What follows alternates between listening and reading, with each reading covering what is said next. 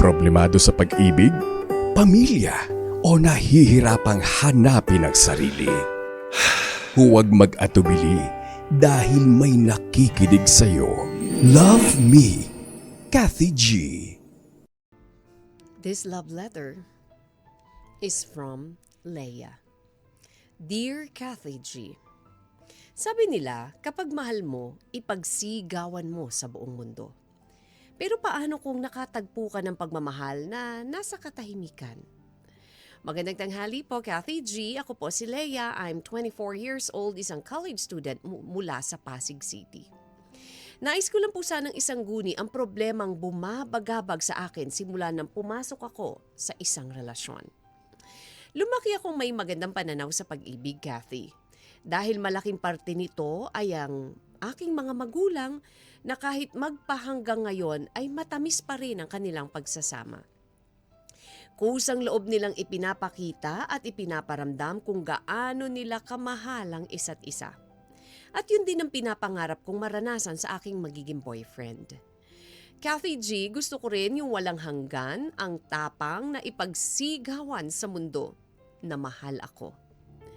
Pero nang dumating sa buhay ko si Warren, nabago ang lahat ng pananaw ko sa pag-ibig. 5 buwan na po kami sa kasalukuyan, Kathy G, at nakilala ko siya dahil pareho kami ng sinalihang organization sa campus. Madalas kami magkasama sa mga task kaya mabilis na nagkapalagayan ang aming loob. Mabait naman si Warren, Kathy G. Magalang at higit sa lahat may takot sa Diyos. Kaya nung magtapat siya ng kanyang nararamdaman sa akin, ay nakapagdesisyon ako na gawing official na ang aming relasyon. Pero Kathy G, may problema sa pagmamahal na ibinibigay sa akin ni Warren. Hindi kasi siya tulad ng inaasahan ko. Tahimik siyang magmahal. Kapag kami lang dalawa ang magkasama, okay ako. Maalaga siya, talagang hindi nagsasawang unahin ang kapakanan ko. Pero Kathy, hilig niya akong yakapin habang ipinapaalala sa akin kung gaano niya ako kamahal. Pero pagdating sa harap ng ibang mga tao, halos hindi ko na madama na may boyfriend ako. Sa tuwing nakakasama namin ang mga kaibigan niya or kaibigan ko, nagiging tahimik lang siya, Kathy. Na parang nawawala yung side niyang may mapagmahal na boyfriend.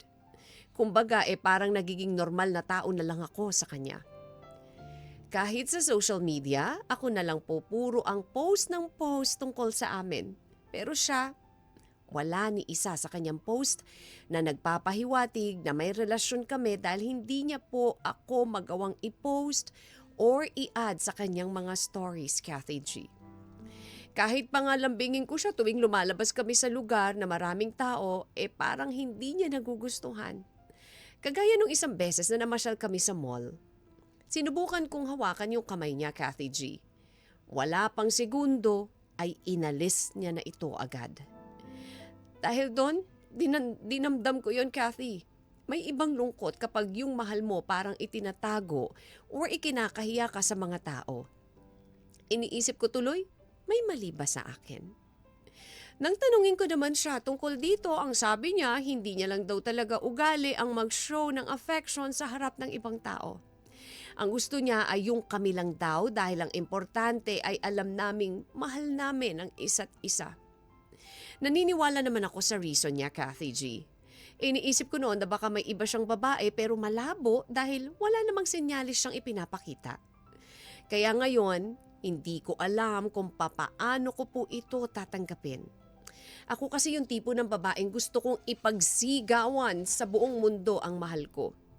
Doon ko kasi mas nararamdaman ang importansya ko sa ibang tao or sa isang taong minamahal ko. Malaki ang ibinigay na assurance sa akin kapag ipinagmamalaki ko, Kathy G.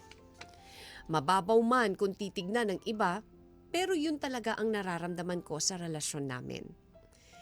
Tingin ko, nanliliit ako kapag tinatalikuran niya ako niyang ipakita na mahal ako sa harap ng ibang tao. Mali ba ako, Kathy G? Tatanggapin ko po ba at susubukan na matutunang makasanayan ng pagmamahal ni Warren sa tahimik pero totoo? O may karapatan pa rin po ba akong ipaglaban ang gusto ko sa relasyon namin? Sana po ay mapagpayuhan niyo ako. Hanggang dito na lamang po, Kathy G. At maraming salamat po sa opportunity na maibahagi ang aking kwento. Alam niyo po, Kathy G, kapag ako kasi nagmahal, minsan lang, pero magpasawalang hanggan. Kaya sana, ganun din ang maramdaman ko sa boyfriend kong si Warren. Muli, thank you so much for reading my letter. God bless you all. Lubos na gumagalang at nagmamahal ng todo.